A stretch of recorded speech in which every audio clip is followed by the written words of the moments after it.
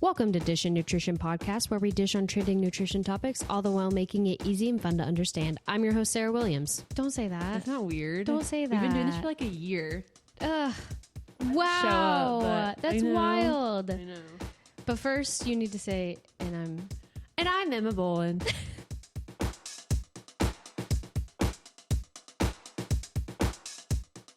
This is my last episode. Stop. This is so sad. I figured it'd be fun to have like a different intro. I know. Oh, I'm so sad. This is Emma's last episode. Who knows what the future will hold? So true. Air Force is really small. Who knows what the future holds for Dishin Nutrition? I don't know, but it's going to be fine, and we can appreciate the past and not be scared of the future and still look forward to it. Love it. Yep. Great mindset. I like that. All right. So today I figured I do want to say, sorry, my brain's buffering. Okay. First, I want to say at the end of this episode, I am going to state that this is the end of season 1.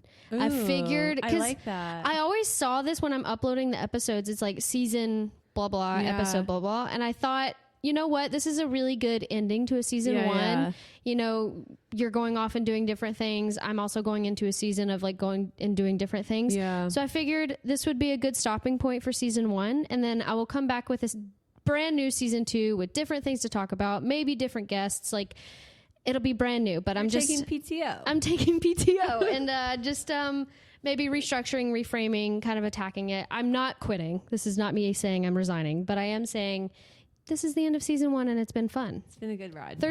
32 episodes, 31, 32 episodes. That's awesome. I feel like that's a lot of time well spent talking about nutrition and getting to spend time with you as well. I love it. So today's episode, the season 1 finale, if you will, is meal prepping and planning with ADHD. That's so good. This is also why I love taking clients, because I am more open and I get to see different things that people, need help with. And, it never really crossed my mind about nutrition with ADHD, because I'm personally someone who doesn't have ADHD. I have attention deficit disorder. So you have ADD. I don't have the H, but. But it's like things that I never would have thought about. And I'm like, oh my gosh. Yeah.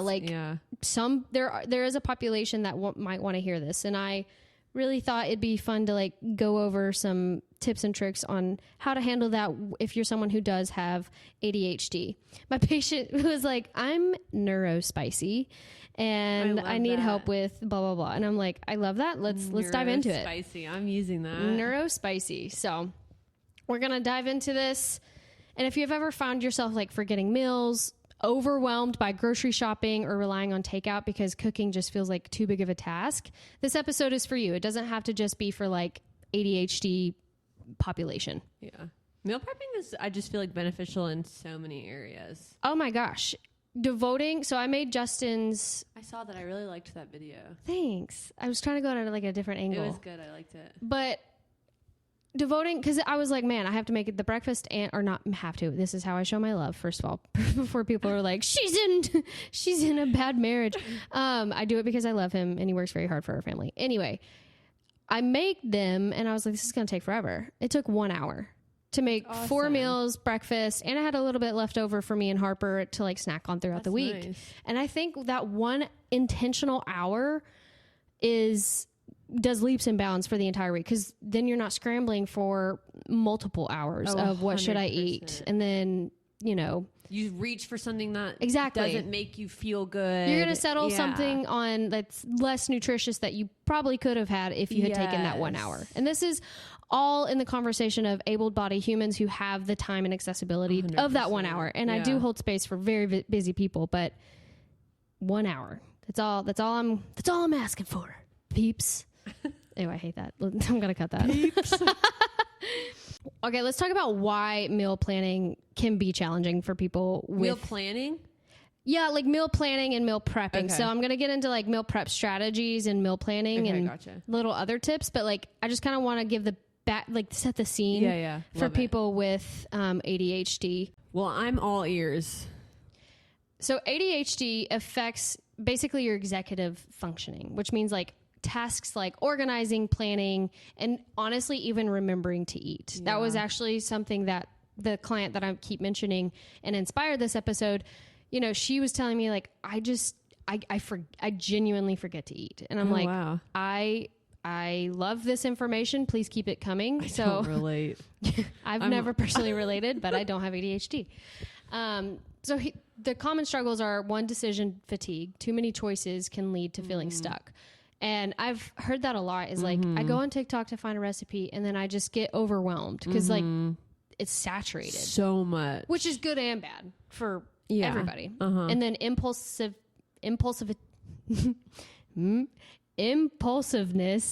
the impulsive. Wait.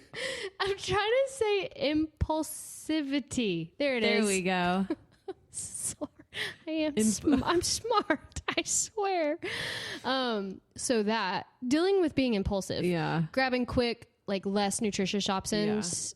I cannot. I'm going to drive my car into a wall. I cannot talk today. Really? I feel like you're doing good. Thanks. Impulse. Instead of planning meals.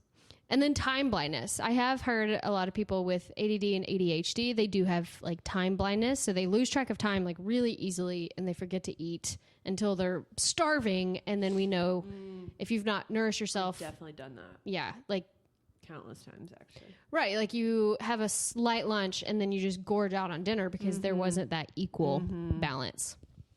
And then sensory overload, too many steps in cooking can be frustrating for a lot of people, but specifically people in this population. The good news is that meal prepping and planning can be adjusted to fit anyone's needs and work with the brain instead of against it. Because I feel like that's a very common struggle with people who have this is they feel like they're constantly fighting against their natural cues and things. So I really want to work with you instead of against it. Yeah. All right, let's get into some ADHD friendly meal prep strategies that'll set you up for success. All right. So first bracket, if you will, is called rethinking quote unquote traditional meal planning. So I have this as skip rigid plans. So using a flexible grocery list instead of assigning meals to specific days, like having just a large, which will work for some people and some not. Like this is going to be please pick and choose what works for you on this episode because it's not going to be for everybody. But using like a huge grocery list with just common ingredients that you like to use frequently rather than like, okay, well, I have to buy this for this and that for that. Like that can get really overwhelming too. Yeah, I agree with that. And then planning for like your energy days. So ADHD comes with high energy days and low energy days. So having options for both is going to go further. That way you're at least prepared. If you are having one of those low energy days, you can at least have a backup plan. And it's okay if you, I don't know, choose a less nutritious option. But at least you're being intentional in planning for that low energy day. Theme nights. Ooh, I love theme nights. Theme nights. This is a common recommendation I usually use. Either using the name of the day, like Taco Tuesday, Pasta Wednesday, breakfast for dinner Friday. Like, just knowing like, oh, okay, it's Tuesday, so we're having tacos. It's easy. You don't even have to like use your brain power. Exactly. Yeah, I do that. And you could do it for 2 weeks. Yeah. And then that way that sets you up for, multiple weeks at a time and you don't have to like, because I mean, if I eat the same meal each week, I would get bored of it, but some people don't. But doing it in the amount of time that you think fits best for, pleasing everyone in your family too. Because you don't want your kid to be like, oh my gosh, it's Tuesday. It's Tuesday. I have to have another taco. I love that. And then batch cooking, but only if it works for you. So make and freeze meal components. You don't have to do full meals. To keep variety. I will also say this kind of also works with buying like frozen veggies or fruits at that matter, like, and just keeping them stocked in your fridge. That way you have meal components that you can just like throw into your dishes and add nutrition that way. And then using a meal rotation. So list 5 to 10 of your favorite meals, like go-to meals, and then honestly keep them posted in like right next to your pantry, on your fridge, wherever in your kitchen, just using that as basically a template for your grocery shopping and meal planning preps. I like that. Throw dirt at it and just say, what's today? Which one? That'd be fun, actually. Actually, Just have I'm going to copyright that right now. A game. A nutrition game. That's actually a really good idea. I like those. Those are good. I feel like they're not scary. No, they're not. They're doable. And you can integrate them as quickly or slowly as you feel comfortable. Yeah. So to make cooking easier, you can keep a list of low effort meals. So things that require a little prep and are easy to throw together. And I say list because ADHD is all about, if you see it, you'll remember it. So I feel like keeping that next to whatever plan, template, grocery list you have, that also helps too. And also using convenience foods without guilt. Pre-cut veggies, rotisserie chicken, frozen meals, canned beans, quote unquote processed foods that are always deemed bad. Those can work to your advantage. Oh, 100%. If I ever don't feel like using brain power, I'll just like do pasta with chicken and like cheese. Love. And call it a day. If you mean look in my fridge right now, I go to Aldi and they have like this packet of already cooked rotisserie chicken, but they shredded it for you. Those. So easy. I love those. So easy, and it's just as nutritious as if you did it. You just don't have to do the cooking. Exactly. I do love their rotisserie chicken.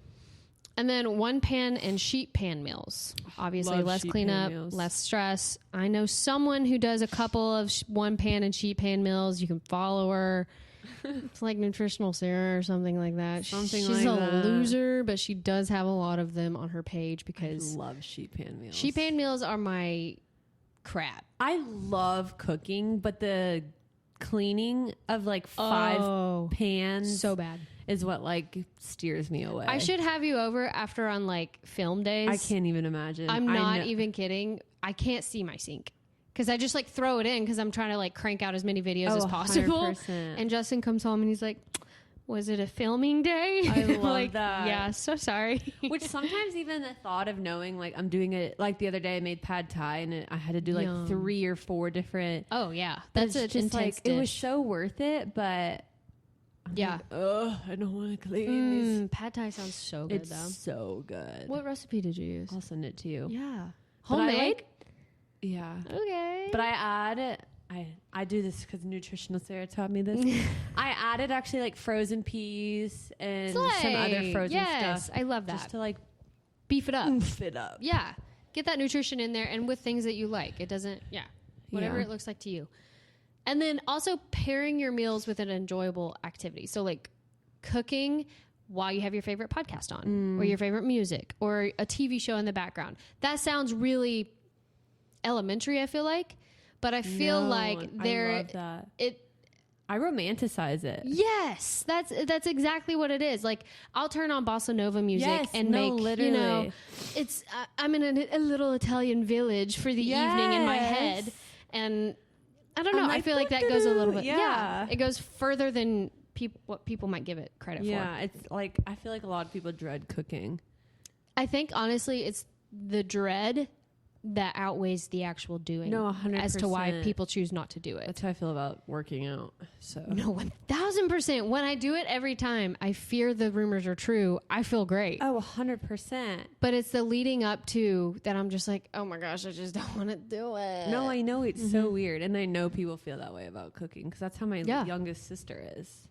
But I love cooking. I know you love cooking too. Oh, I very much like now that it's part of like my job and stuff, I make sure to have intentional evenings where I don't have my phone because like it takes away from the experience and I just enjoy the art of it. Or like I wouldn't be able to do my job. It's like my version of painting. I love that. I love seriously. And do you like baking? I love I see you as a baker. Have you ever noticed that you do not have anxiety when you're cooking? I mean, maybe you do if you're like, my timer's going off. Yes, chef. But about like life? when you're like chopping onions, like you're just kind of like in the, at least for me, but I feel like I've talked to a lot of people. My dad says so this, true. because like the left side of your brain cannot coexist. I don't know. My dad was telling me about it. Anyway, so if you feel, that's so true. if you feel anxious, and you use your creativeness, I don't know, like the right side of It your has brain. to be quiet for a little bit while you're doing that. Yeah. That is such a good Just point. try to like pay attention to that. I definitely It's super will. cool. Random. I know that has something to do with meal prepping. I don't even know. No, but how I mean, it got definitely here. plays into a role of like mental health and then Yes. obviously Yeah, ADHD, which is, part of the Silencing brain. your brain. Yeah. Huh. It's cool. That is really cool. That makes me really happy, actually. Do you like baking? No. Really? Which is so really funny. This is going to be really funny to say because I love science. It's too much science. Because like one extra teaspoon of baking powder. Yes. I love cooking. I hate baking because I love being like, ooh, a little splash of this would be good. Ratatouille. Yeah. But you can't do that with like making cupcakes because it's like you put an ounce too much of baking soda, so everything is going to explode. Blow up. No, literally. Yeah. No, but I could so see you as like a baker. Okay, so the next section is called reducing decision fatigue. So basically, one, using a grocery template, meaning always buy the same staples, whether it be protein, carbs, veggies, and snacks, and then have a extra slot on that part of like fun stuff to add that you wouldn't normally. But like it makes it less overwhelming. You know where, if you go into a store, you know exactly where it's at. So, like, there's no surprising of your brain. And it almost comes, like, habitual. Yeah. Like, every Sunday I go, and every Sunday I know I'm getting eggs. Exactly. And I know I'm getting milk. You know what I mean? I mean, even on my Walmart app, because I do grocery pickup, it has, like, my items, quote unquote. And in that aspect, whoever designed that app knew what they were doing. Because it's so nice, because it just puts the things that I most commonly buy, and I just add from that. And which is nice, too, because then you're like, oh, I forgot to get this last time. I'm going to add it this time. I like that. And then limiting your choices. I know we said like the internet is saturated with recipes, which is great for when you're looking for something different. But that's the issue with this specific population. So instead of asking, what should I eat? Ask, do I want option A or B? That way it just like really lowers the amount of brain juice that you have to use on it. And then number 3 for this little bracket is write down meal ideas in a visible place. You have to see it. This is very important. To remember. A whiteboard, a fridge list, or a meal planning app, which the meal planning app I recommend if someone has not control, because it's not something that's like, you know, you have to wrangle it in, but something who has experience with their ADHD diagnosis and they know their habits and stuff, because a meal planning app can get buried in all the different apps. I mean, I know for certain I have a ton of apps that I don't even look at. Same. And it can get lost. It's just as bad as having it covered in the back of my pantry, basically. 100%. So now we're going to talk about ADHD friendly meal prep hacks. So this will be just a few more. This isn't going to be a super long episode. Go out with a small reusable, like I want people to listen to this podcast and be like, oh my gosh, what did she say? And like go back as a a resource. Easy, quick, straight to the point. Exactly. So ADHD friendly meal prep hacks. 1, prep in small bursts. So like chop the veggies while you're waiting for coffee, or cook extra rice while you're already making rice for whatever dinner you're making. Like set yourself up for success if you're like, well, I'm already devoting this time, and adding on to or taking away time from somewhere else is going to be too much. So just do a little bit more than what you're doing, and then have a, backlogged, if you will. I like that. I do that for like dinners. Yeah, same. I'll honestly just make a little extra because I'm like, well. And then storing food in clear containers. You heard that. Out of sight equals out of mind. So making food visible and at the front of your fridge. Like don't push it to the back. Be very intentional with where you put it. Clear containers. Because they just get lost. Because we have leftovers right now in our fridge, and it's in a styrofoam box. And I'm like, I don't even know what that is at this point. Like, I just need to throw it out. And then boom, food waste. Could have used it for something, I'm sure. Out of sight, out of mind. Well, our base housing refrigerators, they're awful. And no offense, Air Force, but let's invest in better refrigerators for the people that live on base, because what is this? Sorry, that was a bougie little comment of mine. Oh, y'all, you have to see it. It's like a 4x4. Literally. You put your eggs in it and it's like, busting out of like the seams. And then I also had someone come to me and say like, I just get really overwhelmed if I am trying, a new recipe, and it's an ingredient that I don't normally have or whatever.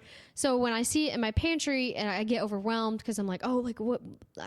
I don't know, like it just starts getting fuzzy. And I was like, okay, let's do this. Like, let's get a box or some sort of container and put it in your pantry or wherever you store your groceries. and put the new ingredients in that one. That way all the newness is in one little area and it doesn't overwhelm you. That way, like, you can go to your new box, you can call it whatever you want, and just be like, okay, now I can do this. Like, the pantry is in working order and I can go to this small little area and see, you know, if I want to be adventurous tonight or not, if you feel up for it or not. And then pre-portioning your snacks. So grab and go options so that reduces your overwhelming mindset. Because I am the worst at picking what to eat for a snack if I'm already like really hungry. And some grocery shopping hacks: stick to a simple shopping list, get in, get out. And in this day, in the year of our Lord 2025, thankfully there are so many different grocery ordering delivery systems.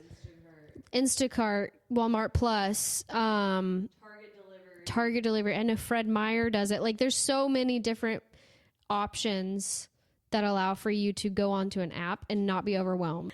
And then the final tip is using a meal planning app to help organize ingredients. Again, I said this is for someone who's a little bit more, is very aware of like their triggers and cues of ADHD, and knowing like if it's in your phone, it won't get lost in the sauce. So just take that one with a grain of salt. But there are a lot of like now meal planning apps that really help organize the different ingredients and things like that if you're someone who doesn't have an issue with using your phone.